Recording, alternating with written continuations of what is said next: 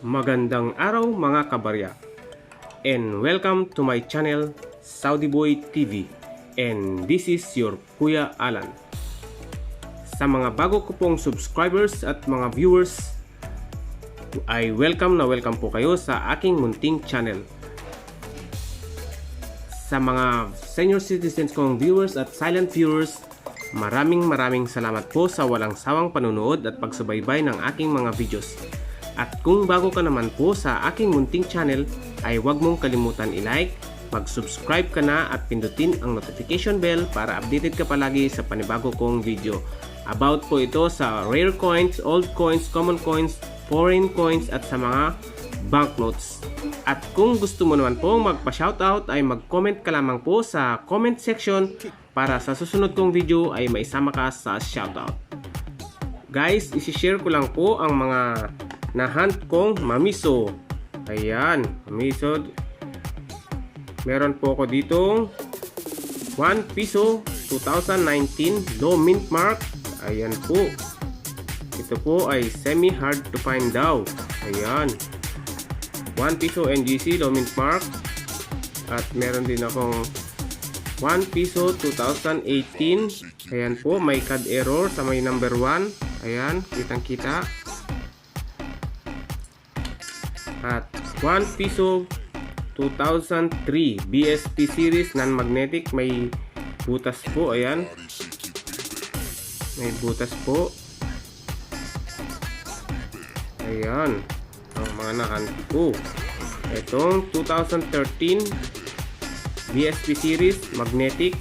Ayan, may CAD error din po. Ayan po sa may gear nya, 1, 2, 3, 4 na CAD error. At isa pong year 2009 BSP series. Ayan po, makintab po yan sa personal. Ayan, kita nyo naman po, kumikistap-kistap pa. Ayan. At 1 piso year 2000. Ayan, non-magnetic. And the last po ay 1 piso 2008. Ayan, BSP series magnetic. Guys, ang tatalakayin po natin ngayon ay itong quarter dollar or barber quarter. Ito po, meron po akong dalawang quarter dollar na may taong 1895. Ayan po, may good condition pa po siya. Ayan, isa ding quarter dollar or barber dollar may taong 1909.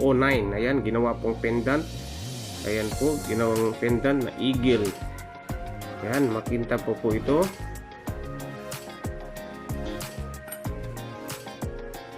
Ang tatalakayin po natin guys ay ang quarter dollar or barber dollar na may taong 1895. Narito po ang features nito. Country, United States. Type, standard circulation coin. Years, 1892 to 1916. Value, quarter dollar or 25 cents. Currency, dollar, 1785 to date. Ang composition po nito ay silver, 0.900 po ang composition niya. Weight, 6.25 grams. Diameter, 24 mm. Ang thickness niya po ay 1.75 mm. Ang shape niya po ay round. Orientation, coin alignment. Preferences, KM number 114 at ang SCON number po ay 121. Ang nakikita nyo guys ay ang kanyang obverse. The bust of Miss Liberty with the designer's initial below. The truncation of the neck. Lettering, In God We Trust, B 1895. At ang engraver po ay si Charles Barber. At ngayon guys ay dadako na tayo sa kanyang reverse. An American eagle with stars above and the denomination below. with the country name surrounding the rim with the mint mark below to the tail of the eagle. Lettering, United States of America, E pluribus unum, quarter dollar.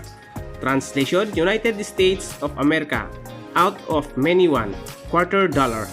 Ang edge po nito ay reeded. Ang 1895 without mint mark po ay may total mintage po na 4,440,880 pieces.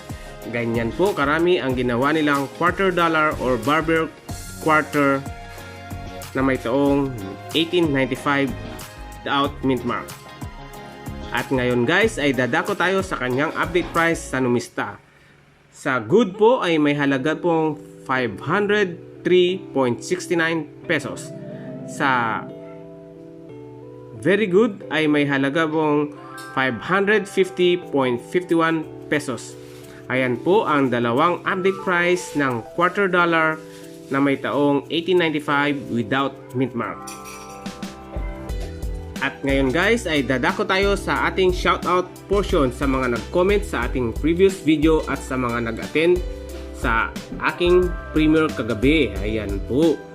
Mega shoutout po kay Richard Opulencia, Marinong Gala Official, Shanoboy from Jisan KSA, kasama ko po yan sa Saudi, Mario Victoria Coins, Greg A. Ahero, Ren Gaming Official, Christine Telly, Bisdak Family TV, Evangeline Paez, Yesha Grace TV, Screen Greta, Shira D, Filipina in Central Pen, USA, Cindy Ho, Niel Wizard, Ann Takao, Paeng Ocampo, Izay's Kitchen, Uncle June TV, Jesse Jewel, Kayumangi TV, Cute Rich, at sa aming team na Team Alliance at Team Milka and Whitey Friends.